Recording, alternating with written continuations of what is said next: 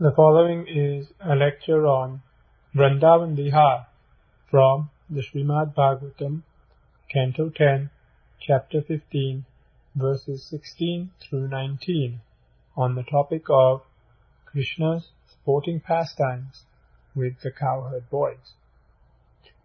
This lecture is given by His Holiness Radha Govinda Das Goswami in Haridwar, India, on May 2nd, 2000.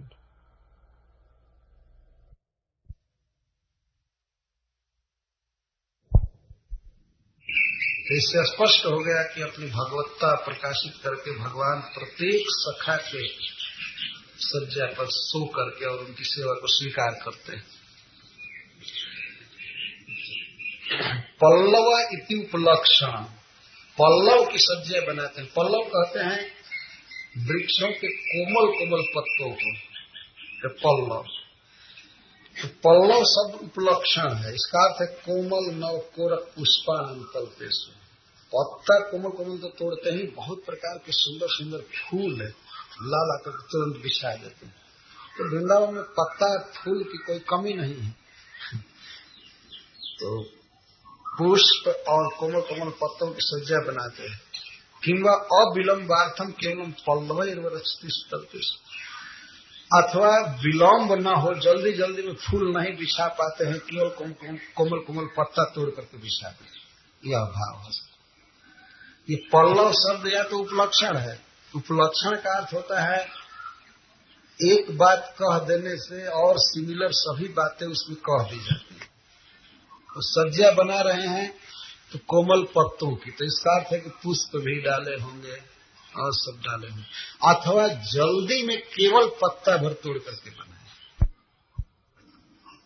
अविलंबार्थम केवलम पल्लवैरेव रचतेषु तल्पेषु तत्र च तदानीमेव प्रेम संभ्रमेण त्वरया।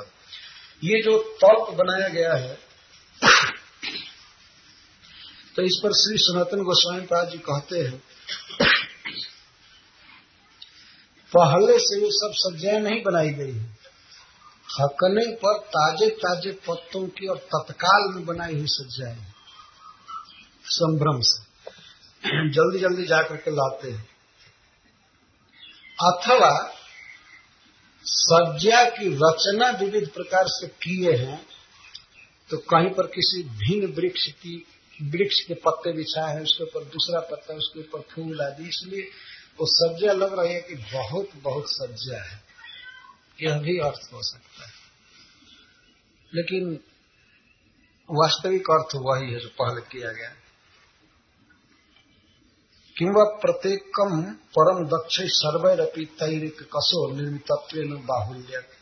सभी बच्चे अपना अपना जल्दी जल्दी बना लेते थे बेड, इसलिए बहुवचन का प्रयोग किया गया।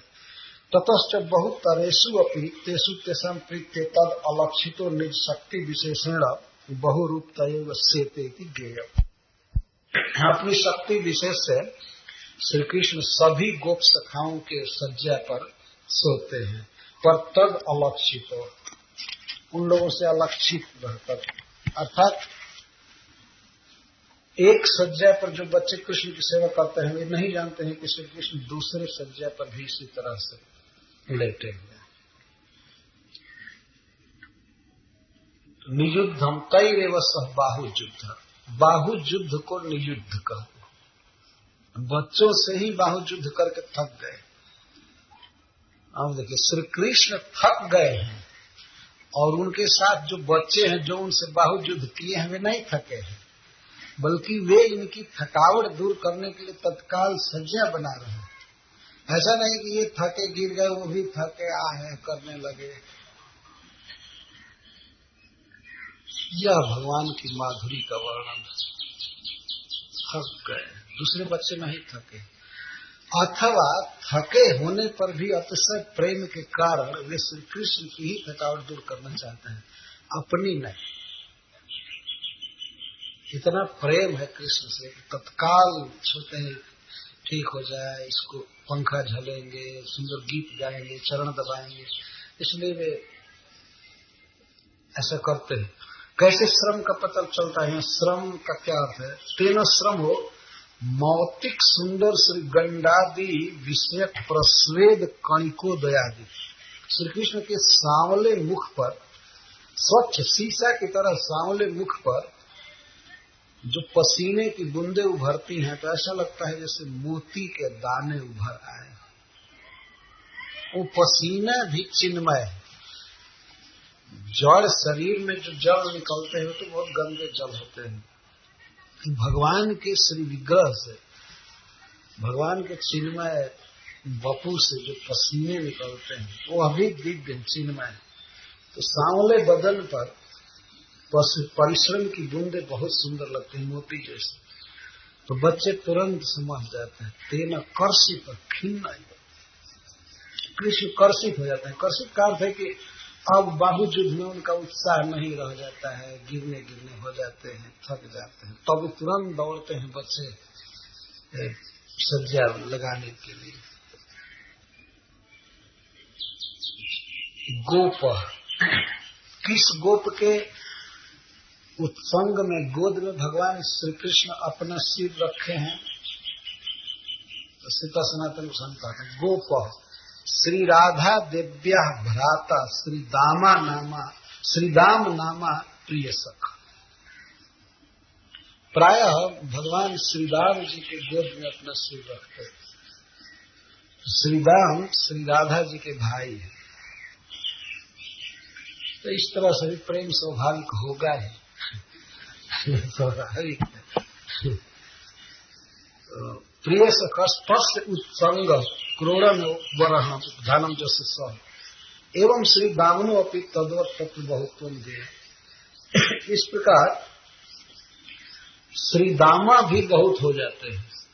जैसे श्री कृष्ण बहुत बन करके अनेक सज्जा पर सोते हैं, तो श्रीदाम भी प्रत्येक सज्जा पर बैठ करके कृष्ण के सिर पर अपने गोद में ले लेते हैं। इसे यह ध्वनित हुआ। जबकि इस बात को श्रीदाम नहीं जानते। श्रीदाम नहीं जानते हैं कि मैं बहुत सज्जाओं पर हूं, पर श्री कृष्ण ऐसा कर देते हैं उनके लिए। यह कृष्ण की विशेषता है। एवं श्री दामनो अपनी तद्वत तत्र बहुत्वम ज्ञेयम जद्वा गोपानम उत्संगोपवर्णनम इति कुत्रापि कस्यचित् इत्यवेद्यः। अथवा गोपों के गोद रूपी तकिया पर अपना श्री कृष्ण रखे हैं तो कोई भी गोप हो सकते हैं। तच्च तल्पांगत्वेन, क्योंकि तकिया रखना वो तल्पांग है, एक सज्जा का वह एक अंग है, वेद का वो एक अंग है तकिया। तो यह प्रश्न होता है कि जब सज्जा बना ही रहे हैं तो श्री कृष्ण के सिर को ऊंचा करने के लिए थोड़ा ज्यादा पत्ता वहां डाल देते हैं कुछ बांध करके, लेकिन ऐसा संभव नहीं है। उसको कपड़े में बांधना पड़ेगा तब ठहरेगा। इसलिए सिर को ऊंचा रखने के लिए सीधा अपनी गोद ही अर्पित कर देते हैं, क्योंकि कृष्ण अपने सखाओं के गोद को बहुत पसंद करते थे। नहीं तो ये प्रश्न बनता है ना, जब सज्जा पत्तों की बन रही है तो क्या तकिया नहीं बन सकता है? वह नहीं बनता है। बलराम जी भी सोए तो गोप के उत्संग में अपना सिर रखा। कृष्ण सो रहे हैं तो गोप के गोद में रख कर सिर। सुखार्थम अवचिंतपद किंवा रचितस्यापि तेनैव तदर्थम त्यागा। अथवा हो सकता है कि गोप रचे भी होंगे तकिया, तो कृष्ण उस तकिया से अधिक अपने सखा के गोद को पसंद करते हैं। तो जब श्री कृष्ण सोते हैं सज्जाओं पर, तब गोप सखा क्या करते हैं? पाद संवाहनम चक्रु केचित् तस्य महात्मनः। यहाँ महात्मनः आर्ष प्रयोग है, असली अर्थ है महात्मान, असली शब्द। और महात्माना का अर्थ है महाभाग्यवान। कोई महाभाग्यवान सखा तस्य पाद संवाहनम चक्रु, श्री कृष्ण का चरण दबाते हैं। केचित शब्द कम से कम 2 से ज्यादा तो बोल रहे हैं, 3 कम से कम। श्री कृष्ण के चरण दबा रहे हैं कुछ भक्त। तो एक एक चरण को 2-2, 3-3 सखा दबा रहे हैं। तो चरण दबाने में 500, अथवा बहुत बहुत सज्जाओं पर चरण दबा रहे हैं, इसलिए सबको एक साथ सुखदेव गोस्वामी कह रहे हैं केचित बहुवचन। कुछ महाभाग्यवान सखा श्री कृष्ण के पाद संवहन पर चरण दबा रहे हैं। एक ही बेड नहीं है, बहुत है, इसलिए सबको भाग्यवान कर रहे। महात्मान अपरे हत पाप मानो व्यजन संविजन। और कुछ जो कोटि कोटि जन्मों में बहुत बहुत भक्ति किए हैं, जिनके सारे पाप तक नष्ट हो चुके हैं, वे पंखों से हवा कर रहे हैं।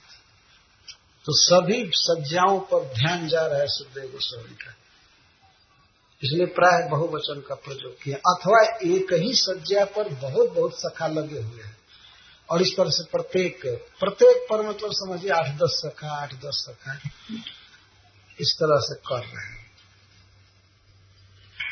केचित बहुत्वम परिवृत्या क्रमेण श्रीमद पादाब्जय बहुवी संवाहना। अथवा एक समय में श्री कृष्ण के चरण संवाहन को केवल 2 कर रहे हैं, 2 को, लेकिन उसके बाद लालसा बढ़ी रहती है और बच्चे कहते हैं हमको दो, अब तुम बैठो मैं दबाऊंगा। शायद इस आवृत्ति के कारण बहुवचन बोल रहे हैं। तो 2 दबाते चरण कम, 2 संवाहन करते तो सुखदेव गोस्वामी 2 शब्द देते, बहुत दे रहे हैं। श्रीमद पादाब्जय बहुभी संवाहना किंबा बहुल सज्जासु प्रत्येकम त्रिचतुर्थया तत्र प्रवृत्तिरभिप्राय किंवा ऐश्वर्य विशेषण एकस्या के तस्य बहुतर संवाहन संभव। एक अर्थ श्रीपाद सनातन गोस्वामी जी कर रहे हैं कि बहुत सज्जाओं पर जैसे कृष्ण हो गए हैं तो सारे सखा भी बहुत हो गए। ये श्री कृष्ण का सहज ऐश्वर्य है। महात्मन इति आर्षम, महात्मान परम भाग्यवंत इत्यर्थ। अथवा श्री कृष्ण के लिए महात्मन शब्द होगा तो उसका अर्थ है कि अपरिच्छिन्नतया, इस सज्जा पर भी हैं, उस सज्जा पर भी हैं, वहां भी हैं, इसलिए महात्मा है, सर्वव्यापक है, इसलिए महात्मन शब्द दिए गए।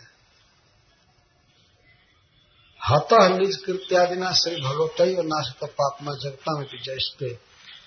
तो जो अपनी कीर्ति से सारे जगत का पाप नष्ट कर चुके हैं, वे गोप सखा इस तरह से सेवा कर रहे हैं। सुखदेव गोस्वामी कहते हैं वयम तो पापिष्ठा एवेति भाव। उन सखाओं के पाप नष्ट हो चुके हैं, कृष्ण को प्राप्त किए हैं, हम लोग तो महापापी, वो सेवा नहीं मिलता है कृष्ण। तो कथा कहने वाला अपनी स्थिति पर शोक प्रकट कर रहा है। ये सब अर्थ बिना आचार्यों की कृपा के नहीं मिलता है। यदि सखाओं को महाभाग्यवान कह रहे हैं सुखदेव गोस्वामी, तो अपने आप ध्वनित हो गया कि अपने को हीन कह रहे हैं। यह शब्द की एक शक्ति है, अपने आप समझ लिया जाता है। कहा जा रही भाई उनका क्या कहना, वो तो महाभाग्यवान है, इसका अर्थ कि मैं नहीं। तो सुखदेव गोस्वामी के हृदय में स्पृहा हो रही है कि हे भगवान, कब वो समय आएगा कि मैं भी आपके साथ खेलूंगा और इसी तरह आपका चरण संवाहन करूंगा, आपके लिए सज्जा बनाऊंगा, पंखा झूलूंगा। जीव के जीवन की सफलता यही है ना, कृष्ण के पास हो जाए और उनकी सेवा करें। तो अपरे हत पाप मानो व्यजन संवीजन, दूसरे लोग जिनके पाप नष्ट हो चुके हैं, वास्तव में बच्चों के पाप नष्ट हो चुके हैं ऐसा नहीं कहा जा रहा है, उनकी कीर्ति से भगवान जगत का पाप नष्ट करते, इसलिए हत पाप माना है। परंतु सुखदेव गोस्वामी हृदय में बहुत भारी अफसोस के साथ बोल रहे हैं, कृष्ण प्राप्ति में प्रतिबंधक जो भी पाप हैं उनके नष्ट हो चुके हैं, लेकिन हमारा नहीं। वयम तो पापिष्ठा एवेति भाव एवं इदम पदम पूर्वेण परेणापि योज्यम। ये जो पद है हत पाप माना, ये सब जगह लगेगा, पहले भी और बाद में भी, ये जोड़ना चाहिए, क्योंकि सभी सखा हत पाप माना।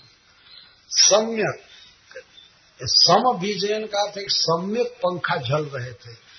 मंद मंद मधुर भ्रामरादि मुद्रया अबीज, बहुत धीरे धीरे पंखा झलते थे और पत्तों के कोमल कोमल पत्ता का पंखा बना लेते थे, उसको पानी में भिगो करके और धीरे धीरे ठंडा ठंडा हवा चला रहे।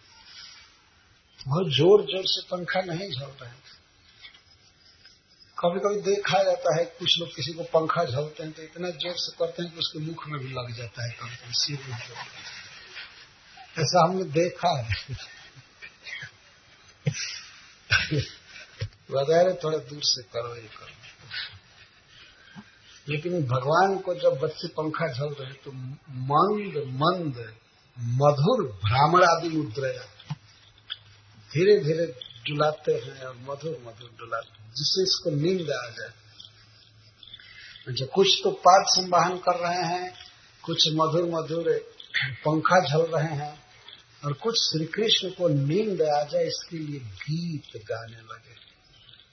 अन्ये तदनुरूपाणि मनोज्ञानी महात्मनः गायन्ति स्म महाराज स्नेह क्लीन्न धियः शनैः। स्नेह क्लीन धियः सब जगह आएगा, आकृष्ट करना होगा इस शब्द को और जगह। और अन्य महाभाग्यवान गोप सखा श्री कृष्ण के मनोज्ञ गीत को गाने लगे। तदनुरूपाणि, उस अवसर के अनुकूल। अवसर के अनुकूल का अर्थ है कि वैसा राग गाते थे जिससे श्री कृष्ण को नींद आ जाए। सब समय ठाए ठाए करताल मृदंग पीटना यही उचित नहीं है। अनुरूपाणी, कब श्री कृष्ण सो रहे हैं, कब खा रहे हैं, कब क्या कर रहे हैं, तो गीत वैसे गाना चाहिए। तो यहाँ सुखदेव गोस्वामी कहते हैं अनुरूपाणी, अनुरूप मनोज्ञानी, बहुत सुंदर गीत गा रहे हैं। और स्नेह क्लीन धिया, अपने सखा श्री कृष्ण के प्रति इतना प्रेम उमड़ रहा है कि गदगद वाणी हो गई है। स्नेह आग आ चुका, वाष्प से गला गदगद, गा रहे हैं, प्रेम से गा रहे हैं। और इस उद्देश्य से कि हमारे प्रियतम सखा को नींद आ जाए, सुख से थक गया है तो उसको सुखी करना है। गायन विश्व महाराज स्नेह क्लीन धियः शनैः। तस्य अवसरस्य भगवतो अनुरूपाणि जो ज्ञानी गीतानि तिसे। उस समय भगवान के अनुरूप गीत होगा। अनुरूप का क्या अर्थ है यहाँ? एक तो श्री कृष्ण को नींद आ जाए इसके लिए गा रहे हैं, और दूसरी जो सोए हुए हैं युद्ध करके, उस समय इतना सुंदर लग रहे हैं कि उस अवसर पर उनके श्रृंगार का, उनके भाव का, उनके शयन लीला आदि का वर्णन कर रहे हैं। महात्मना इति पूर्ववत, पूर्ववत का अर्थ महात्मान शब्द रखना होगा। महाभाग्यवंत जदवा समुद्र कोटि गंभीरस्य अक्षोभ्यतरस्य अपि तस्य मनोज्ञान चित्ताकर्षकाणि। अथवा श्री कृष्ण जब सज्जा पर सो रहे हैं तो निद्रा में थोड़ा थोड़ा जाते हैं, कोटि समुद्र के समान गंभीर हैं, लेकिन ऐसी सुंदर बातें गोप सखा गाते हैं कि श्री कृष्ण मुस्कुराने लगते हैं। सोना तो वो चाहते भी, वैसे भी सोना नहीं चाहते, लेकिन वे हंसने लगते हैं। मनोज्ञानी का अर्थ ये है, जो सखा गुनगुनाता है, गाता है, तो उस पर देख करके सुख से हंसने लगते हैं। इस तरह से उनकी थकावट दूर हो रही है। मनोज्ञानी का अर्थ श्री कृष्ण के चित्त के लिए आकर्षक, विचित्र, अद्भुत स्वर तालादिमयत्वात्। गोप सखा गाते हैं तो उनके विचित्र अद्भुत स्वर होते हैं और ताल आदि। अरे भगवान का सखा तो दूसरा भगवान ही है ना। तो भगवान यदि इतना सुंदर गा सकते हैं तो क्या सखा उनसे कम है? तो इतना सुंदर गा रहे हैं। तो सुखदेव गोस्वामी याद कर रहे हैं, कृष्ण के लिए मनोज्ञ गीत गा रहे हैं। और जब मनोज्ञ गीत होगा तब नींद नहीं आएगी।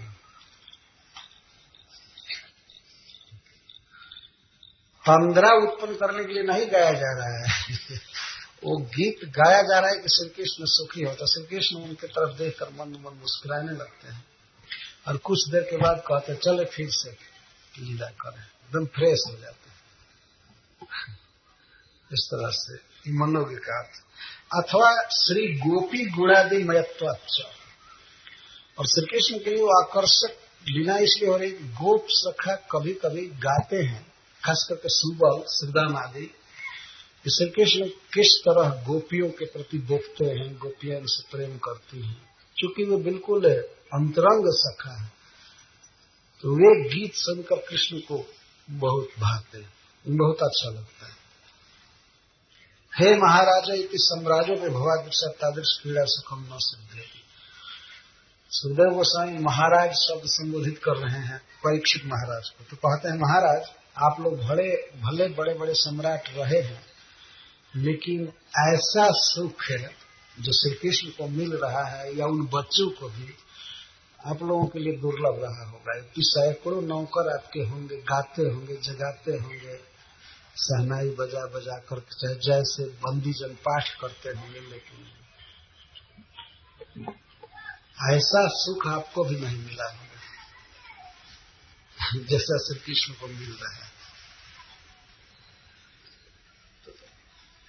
स्नेह क्लीन धिया, जो परम श्रेष्ठ स्नेह है, उस स्नेह से क्लीन धिया आर्द्र चित्ता संत, अतएव सनई सनई वाष्परुद्ध कंठ के लघु लघु अगायन, बहुत मंद स्वर से गाते थे, धीरे धीरे।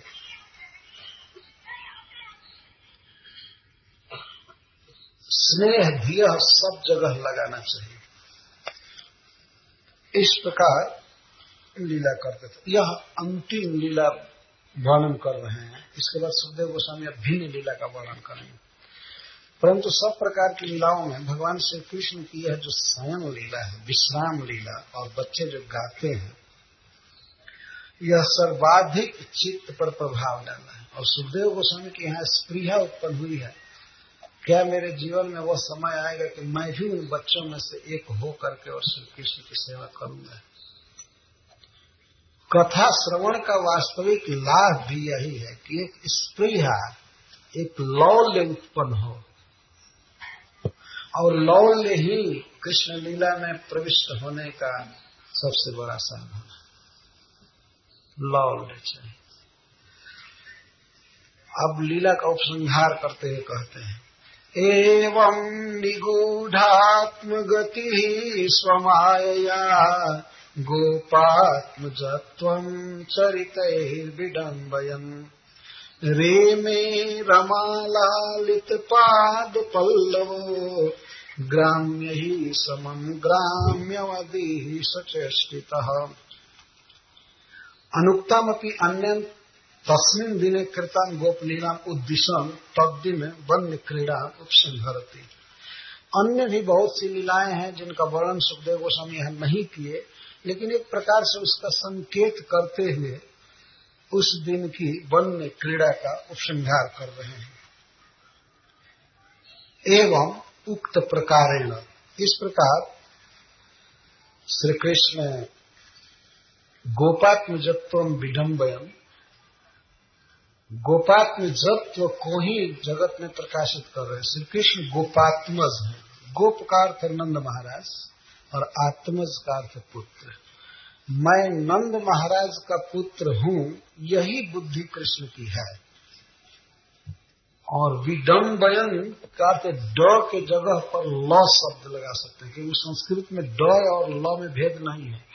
डलयो और अभेदात या रलयो और अभेदात भी होता है। ड शब्द के जगह पर ल लगा सकते हैं।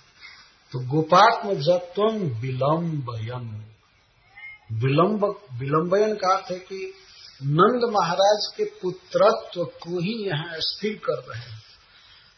हमें यही समझना चाहिए कि श्री कृष्ण वास्तव में नंद महाराज के पुत्र हैं। तो जब गोप के पुत्र हैं तो गोप का पालन करते हुए इस तरह से लीला कर रहे हैं। आत्म माया स्वमाया निगूढ़ात्म गति, अपने ऐश्वर्य को छिपाए हुए है और रेमे रमा लालित पाद पल्लवो, रमा के द्वारा जिनके चरण कमल का लालन होता है, ऐसे प्रभु वृंदावन में घूम रहे हैं, लीला कर रहे हैं। अथवा बीच बीच में रमा जी इनके चरणों का लालन करती है। रमा माने श्री राधा, जो रमयति सदा तम इति रमा, जो श्री कृष्ण को रमाती है, सुखी करती हैं, इसलिए उन्हें रमा कहते हैं। दिन में वन में परिभ्रमण करके लीला करके श्री कृष्ण थक जाते हैं, तो निकुंज में श्री राधा रानी अन्य सखियों के साथ श्री कृष्ण का चरण संवाहन करती है। इसलिए सुखदेव गोस्वामी यहाँ याद कर रहे हैं रमा लालित पाद पल्लव। रमा के द्वारा, श्री राधा जी के द्वारा लालित पद पल्लव भगवान गोपों के साथ, ग्राम्यों के साथ इस तरह वन में रमण करते हैं। ग्राम्य समन ग्राम्यवत, ग्राम्य मतलब गांव का लड़का, गांव के लोग, गांव के लोगों के साथ गांव वाला जैसा बनकर रमण कर रहे हैं। वो हैं ही गांव के, श्री कृष्ण वास्तव में गांव के हैं। ऐसे बड़े बड़े शहरों को भी गांव ही कहते हैं, लेकिन गांव का एक विशेष अर्थ हुआ, गांव में कम पढ़े लिखे लोग रहते हैं, बकरी भेड़ चराना, खेती करना, यही काम रहता है। तो भगवान ने बिल्कुल ग्राम्यवत बने हुए, गांव के लड़के जैसे। समय पर गाय चराने के लिए जाना, चिंता करना, गौ में पानी पी कि नहीं पी, कैसे हैं, क्या है, ऐसे हैं, और खेलते हैं। आज भी उन वनों में जहाँ पर गऊ की चराने की सुविधा होती है, तो बच्चे अधिकतर खेलते ही रहते हैं।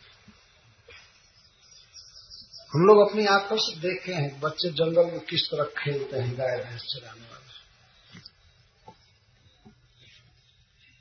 तो जब सामान्य प्राकृत बच्चे इस तरह आनंद में रहते हैं, तो भगवान और भगवान के साथ रहने वाले सखा किस तरह सुखी रहते होंगे, सहज समझा जा सकता है। रेमे, रेमे का अर्थ है रतिम प्राप इति। एक अर्थ यह भी है कि महालक्ष्मी, रमा के चरण कमल के द्वारा संवाहन पा करके भी भगवान को वह सुख नहीं प्राप्त होता है जितना बच्चों के साथ खेल करके और थक करके सुख प्राप्त होता है।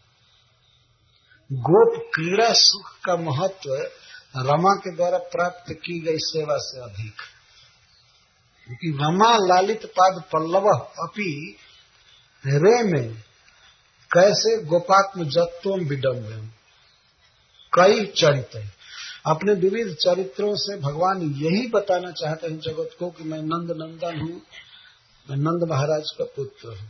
यही भाव उनके हृदय में बसा हुआ है, और इन लीलाओं से वे अधिक सुख प्राप्त कर रहे हैं।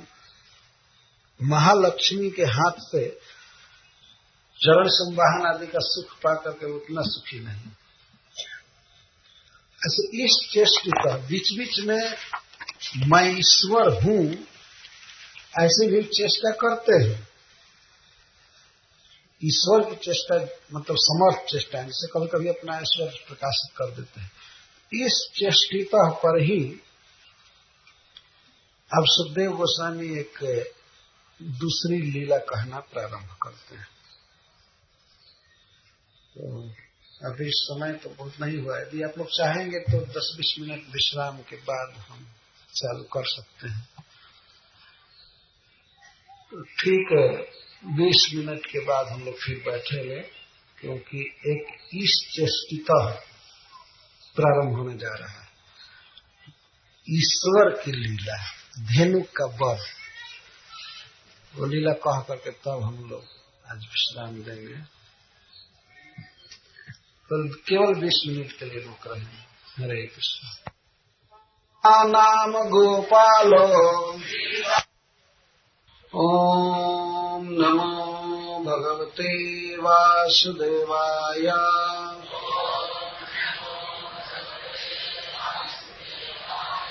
ओम नमो भगवते वासुदेवाय।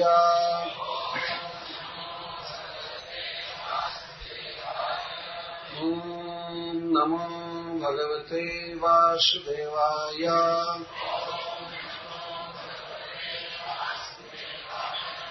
कृष्णः कमलपत्राक्षः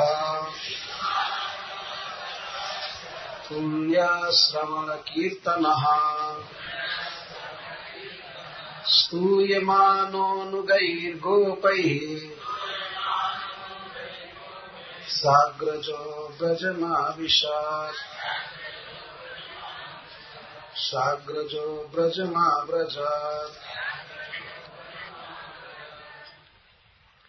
ये माइक दे दीजिए एक गुडाकेश जी को, एक ब्रजेश दास को,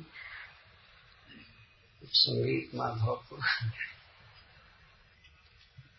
बीच बीच में गाने की इच्छा है जो लोग गा सकते हैं।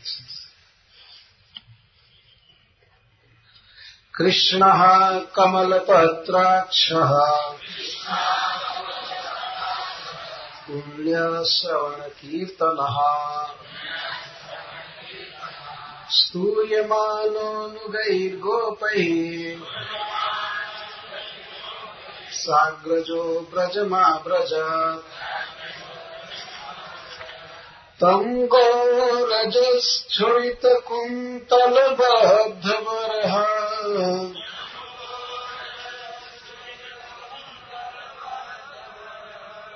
वन्याप्रसूनरुचिरे क्षणचारुहासम्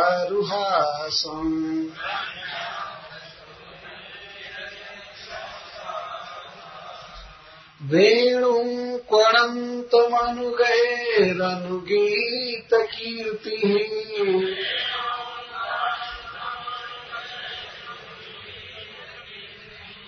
गोप्यो दिदृक्षितदृशोऽभ्यगमन् समेतः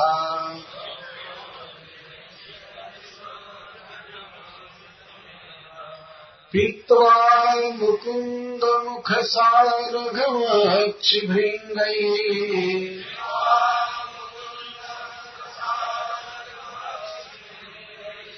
तापं जहुर्विरहजं व्रजयोषितानि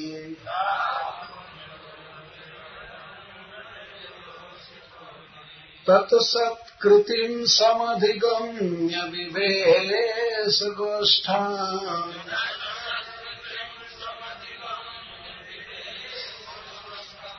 सव्रीडहासविनयं यदपाङ्गमोक्षम्। एवं प्रसंगाद आपतिता ताली वन क्रीड़ा निरूप्य पूर्वं प्रस्तुतां गोपाल प्रथम दिन क्रीड़ा में वदन वन विहारं समाप्य ब्रजांतरे विलासमाह कृष्ण इति षड्भिः। इस प्रकार प्रसंग से ताल वन की क्रीड़ा का निरूपण किए सुखदेव गोस्वामी और पुनः पूर्व में जो प्रस्तुत किए थे उसी गोपालन प्रथम दिन क्रीड़ा को ही कहते हुए वन विहार को समाप्त करते हैं, उपसंहार करते हुए कहते हैं कृष्ण इति षड्भिः। कृष्ण से प्रारंभ करके 6 श्लोकों द्वारा श्री कृष्ण के लिए इस श्लोक में सुखदेव गोस्वामी 4 विशेषण दे रहे हैं। 5 कमल पत्राक्ष पुण्य श्रवण कीर्तन स्तूयमान साग्रज और क्रिया है ब्रजम आब्रजत, ब्रज की ओर आ रहे। तो सुखदेव गोस्वामी के हृदय में भगवान कृष्ण की ब्रज में आने की जो छवि अंकित है वह उनके शब्दों में व्यक्त हो रही है। साग्रज कृष्ण इति प्रधान्येन तस् निर्देश। श्री कृष्ण को प्रधान रूप से कह रहे हैं साग्रज। अग्रज उनके साथ हैं तो कृष्ण की प्रधानता सूचित हो रही है। अगर ये कहा जाता है कि बलराम जी के साथ ये आ रहे हैं तो इनकी अप्रधानता सिद्ध है। तो साग्रज अग्रज के साथ इति प्राधान्य न तस्य निर्देश प्राय सर्वत्र तस्सैव मुख्यत्वात्। ब्रज आने में सर्वत्र कृष्ण की ही प्रमुखता है। विशेषतश्च ब्रजागमने तस्य निर्देश प्राय सर्वत्र तस्य मुख्यत्व। विशेषतश्च ब्रजागमने तस्य अत्यंतोत्साह। क्यों कृष्ण की प्रधानता दे रहे हैं ब्रज में लौटने के? क्योंकि ब्रज में लौटने का उत्साह श्री कृष्ण को सबसे अधिक रहता था। ब्रज जनानंद विशेषोत्पादनात् च, और ब्रज जनों को विशेष आनंद उत्पन्न करते थे कृष्ण, इसलिए उनका मुख्य वर्णन कर रहे हैं। तथा अग्रतो अभिगमिष्यन्ति भी श्री गोपिका भी सह संगमोत्सवार्थम अग्रे गमना। जितने गोप थे उनके आगे आगे श्री कृष्ण चल रहे थे,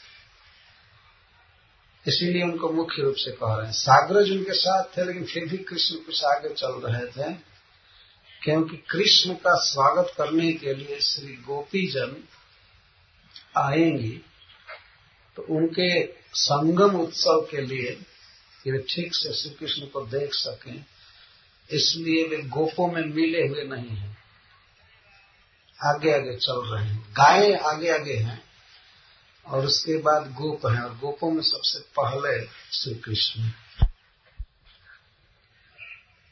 श्री गोपी जन श्री कृष्ण को ठीक से देख सके, दर्शन कर सके, दर्शन में कोई बाधा न हो, इसके लिए चल रहे हैं।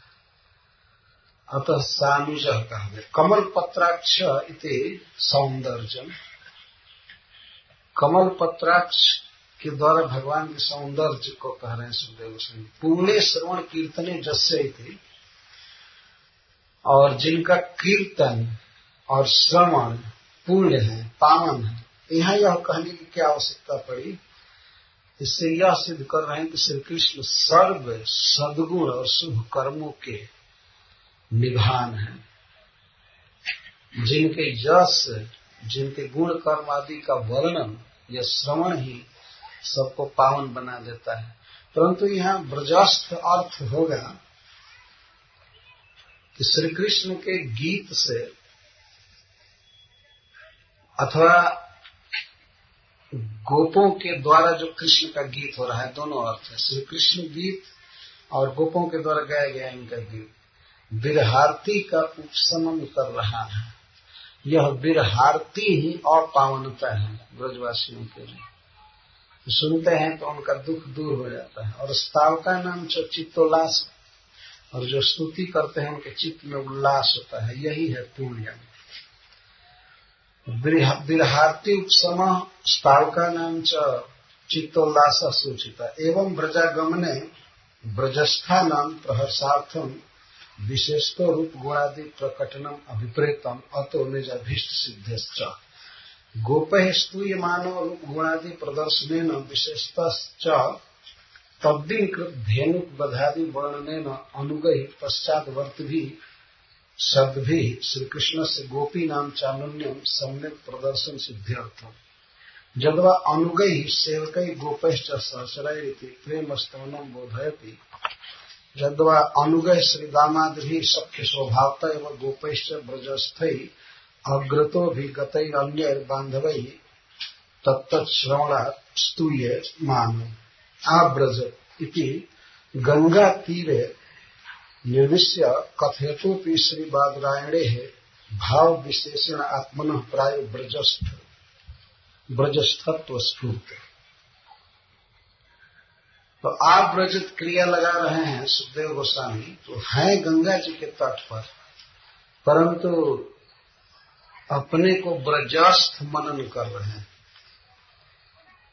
और विशेषकर श्री गोपियों के साथ में अपने को मनन करके कथा कर रहे हैं, इसलिए कहते हैं कि आ रहे हैं, श्री कृष्ण ब्रज में आ रहे हैं। तब दूसरे श्लोक में सुखदेव गोस्वामी कुछ दीर्घ छंदों में गाते हुए कहते हैं। तंगो रजस्फुरित कुंतल बद्ध बरहा वन्या प्रसून रुचिरे क्षण चारुहासम वेणु क्वणंत मनुगै गोपीरनुगीत कीर्तिं गोप्योद्दृक्षित दृशोऽभ्यगमन् समेतः। श्री कृष्ण कैसे हैं? तम गोरजश्छलित कुंतलबद्ध बरह वन्य प्रसून रुचिरक्षण चारुहास। गोरजो भी छुरितेषु व्याप्तेषु कुंतलेषु बद्धानि बद्धम बरह और वन्य प्रसूनानि। श्री कृष्ण के कुंतला केसा एवं केसों को कुंतल कहते, कुंतला केसा अलकावा। श्री कृष्ण के अलकों पर गायों के खुर से उड़ी हुई धूल पड़ी है। तो छुरित का अर्थ व्याप्त। तम गोरजस छुरित, गोरजो भी छुरितेषु कुंतलेषु। गोरज से आप व्याप्त श्री कृष्ण के केसों के ऊपर बंधा हुआ है क्या?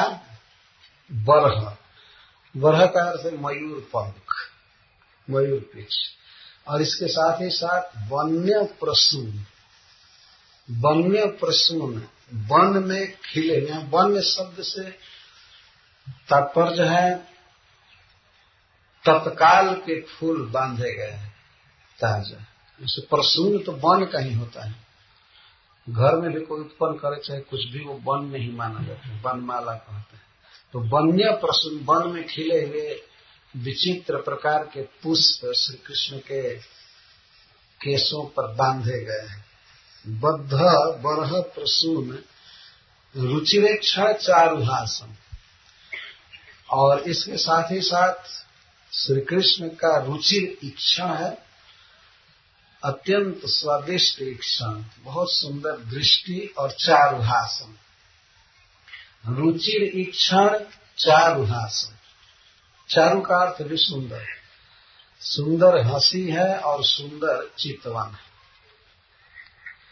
विशेष करके श्री गोपी जनों के प्रति जब भगवान देखते हैं या हंसते हैं तो वह चितवन और वह हास सर्व विलक्षण होता है, बहुत सुंदर होता है। तो ऐसे श्री कृष्ण को गोपी जनों ने देखा। वेणु क्वरंतम। और एक विशेषता है कि श्री कृष्ण वेणु बजा रहे हैं, ब्रज में आ रहे हैं वेणु बजाते हुए। और अनुगीत कीर्तन और उनके अनुगामी सखा वृंद श्री कृष्ण के सौंदर्य माधुर्य वृंदावन लीला आदि को गा रहे हैं। तो गोप्य दिदीक्षित दृशोभ्यगमन समेता। समेता गोप्य, गोपियां किसी स्थान विशेष पर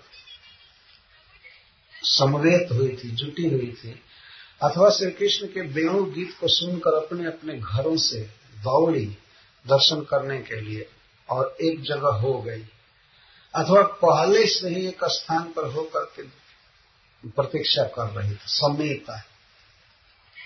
कैसी गोपियां? दिदृक्षित दृश्य, जिनकी दृष्टि, जिनकी आंखें दिदृक्षित थी। दिदृक्षा का अर्थ है देखने की उत्कट लालसा, और दिदृक्षित का अर्थ है भूखी, देखने की लालसा से युक्त आंखों वाली गोपियां। दिदृक्षित दृश्य गोप्य। एक प्रश्न होता है, क्या ब्रजवासी नंद महाराज, जसोदा और भी गोप थे, क्या वे श्री कृष्ण को देखने के लिए उत्कंठित नहीं थे? वे थे उत्कंठित, परंतु श्री गोपी जनों की उत्कंठा तो सर्व विलक्षण है। उन्हें श्री कृष्ण बहुत थोड़े देर तक दिखाई देते थे, इसलिए उत्कंठा और अधिक रहती थी। और नंद महाराज, यशोदा आदि तो रात भर कृष्ण के साथ ही रहते थे, और भी कभी उनको देखें, कभी उनको छुएं, या माँ यशोदा कभी चुंबन करें, इसमें कोई रोक टोक नहीं थी। लेकिन श्री गोपी जनों के कृष्ण प्रेम में, कृष्ण प्रीति में अनेक बाधाएं थी। तो अन्य सबसे विलक्षण दिदृक्षा है, देखने की लालसा है। इसीलिए सुखदेव गोस्वामी कहते हैं दिदृक्षित दृश्य,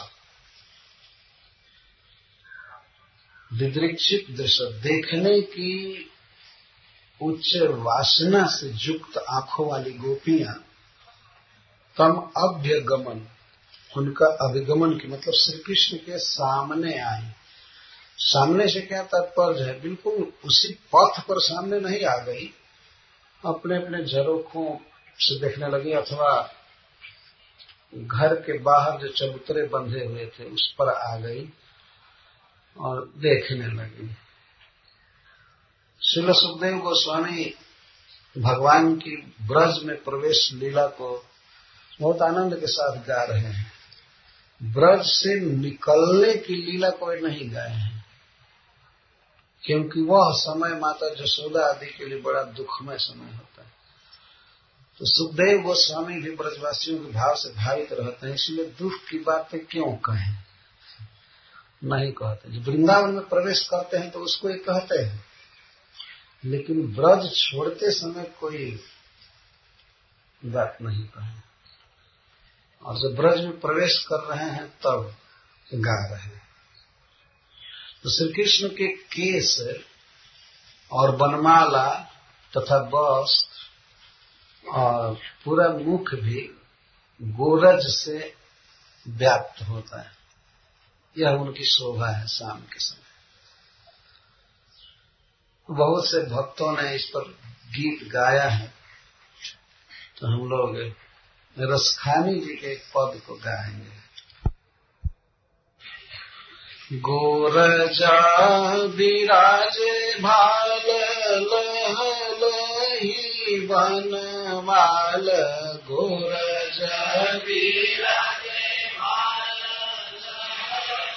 लही बनमाल, गोरजा विराजे भाल लह लही बनमाल, गोरजा विराजे भाल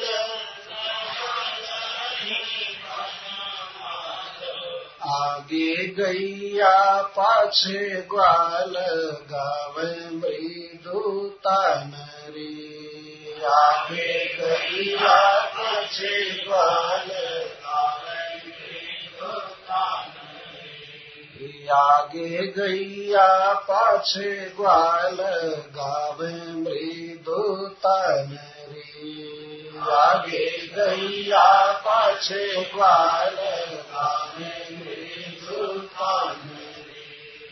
तैसी धुनी बांसुरी की मधुर मधुर वैसी, तैसी धुनी बांसुरी की मधुर मधुर वैसी, तैसी धुनी बांसुरी की मधुर मधुर वैसी, तैसी धुनी बांसुरी की मधुर मधुर वैसी। बंक चितवनी मृदु मंद मुस्कानी रे, बंक चितवनी मृदु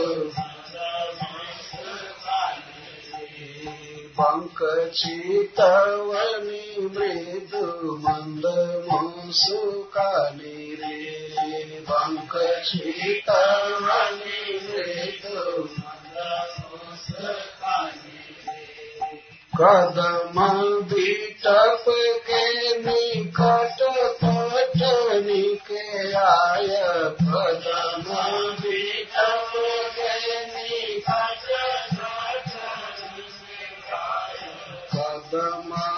बिटप के निकट पटनी के आय, कदम बिटप के निकट पटनी के आय।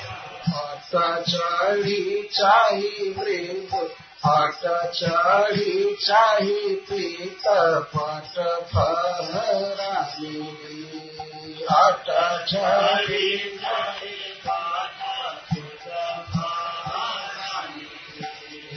हट चढ़ी चाही पीत फहरानी आटा चाही चाही कुर्ता रस बरसावे पान तपन बुझावे वह रस बरसावे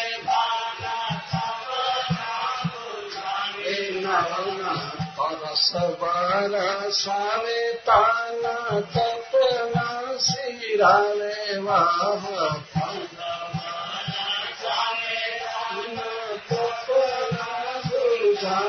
नयन प्राण निरीझावे वह आवे रस खानी प्राण निरीझावे वह आवे रस खानी प्राण निरीझावे वह आवे रस खानी प्राण निरीझावे वह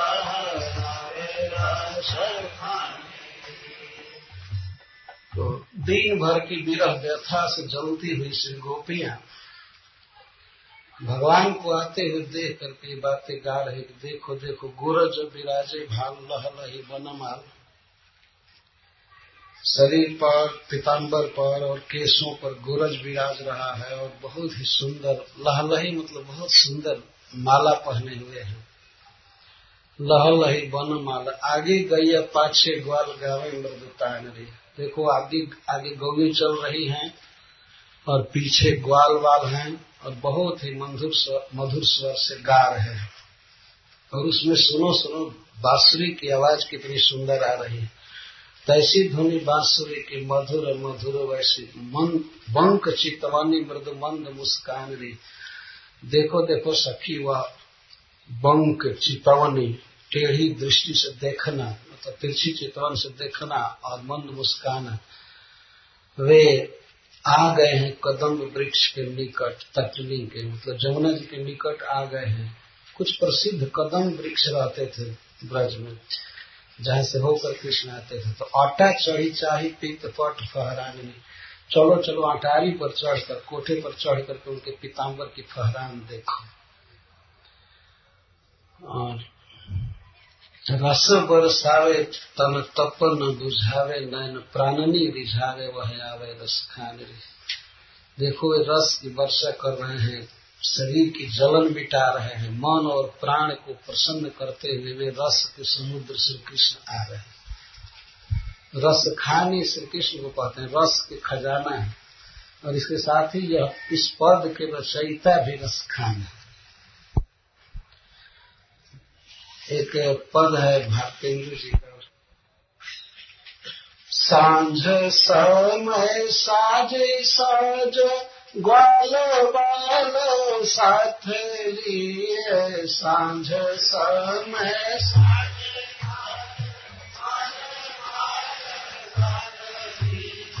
सांझ समय साजे साज ग्वाल बाल साथ लिए सांझ समय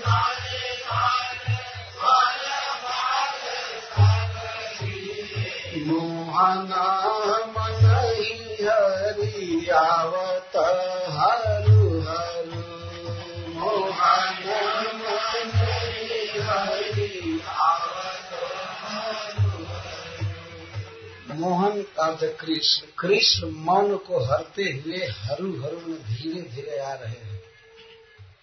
मोहना मन ही हरि आवत हरु हरु मोहना मन ही हरि आवत हरु हरु। और ये गीत गोपियां गा रही हैं आपस में श्री कृष्ण को देखकर। शीस मोर मुकुट नकुट करली ने मोरे शीस मोर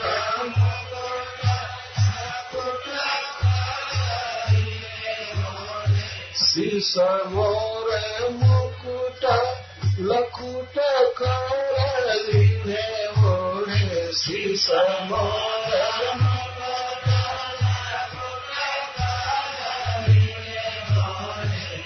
सीत ऊपर न जामे क्यों चारु गोखरू सीत ऊपर न जामे क्यों चारु गोखरू सीत ऊपर न जामे क्यों चारु गोखरू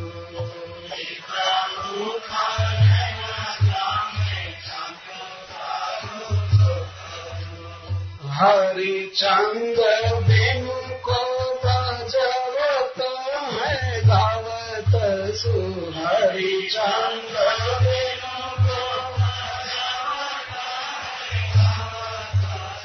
हरिचंद्र बिनु को बजवत है गावत सु हरिचंद्र बिनु को हरिचंद्र बिनु को बजवत सुगावत हरिचंद्र बिनु को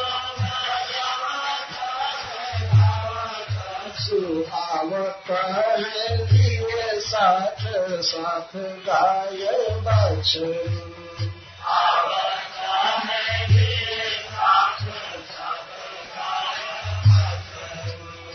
आवत है साथ साथ गाय बछरू आवत है साथ साथ गाय बछरू नाचत भुआल मध्य लजत मनोज लखी नाचत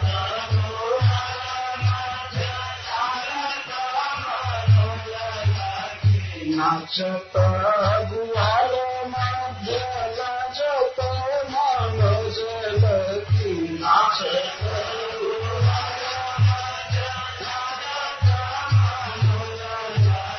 आवे सखी बाजत गोपाल पाय घुंघरू आवे सखी बाजत गोपाल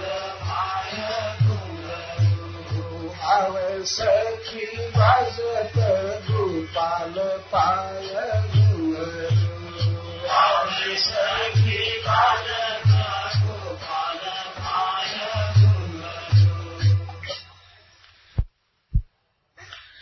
शाम के समय ग्वाल बालों को साथ में लेकर श्री कृष्ण आ रहे हैं और खूब सजे हुए हैं। वे वृंदावन से शाम को स्पेशली सज कर चलते हैं जिससे कि गोपियों को देख करके बहुत सुख मिले। श्री कृष्ण वृंदावन में बहुत दुखित नहीं है, खूब सज करके चलते हैं, बनने के फूलों के आभूषण धारण करके। तो इसी से कहते हैं साँझ समय साजे साज। साजे साज का अर्थ विशिष्ट श्रृंगार किए श्री कृष्ण आ रहे हैं। मोहन मन ही हरियावत हरू हरू, वे मोहन मन को हरते हुए धीरे धीरे आ रहे हैं। शीश मोर मुकुट लकुट कर लीन है, सिर पर मोर पंख का मुकुट है और हाथ में वो लकुट है, गाय चराने की छोटी सी छड़ी है। ओढ़े पीत उपरैना, दुपट्टा डाले हैं पीताम्बर, जल टोको चारु गोखरू, जिस पर नक्काशी की गई है, बहुत सी जरी की गई है रत्नों के। हरिचंद्र बेनु को बजावत हैं गावत सु, आवत हैं लिए साथ साथ गाय बाछरू। हरिचंद्र जी कहते हैं अथवा हरिचंद्र कृष्णचंद्र बेनु को बजा रहे हैं, गा रहे हैं और साथ में गाय और बाछरू लेकर आ रहे हैं। नाचत ग्वाल मध्य लाजत मनोज लखी, ग्वालों के बीच देखो सखी नाच रहे हैं जिनको देख करके मनोज भी लज्जित हो जाता है। आवे सखी बाजत गोपाल पाए घुंघरू, देखो कृष्ण आ रहे हैं और उनके पैर में नूपुर बज रहे, घुंघरू बज रहे, बहुत सुंदर लग रहा है। एक बार फिर गाते हैं।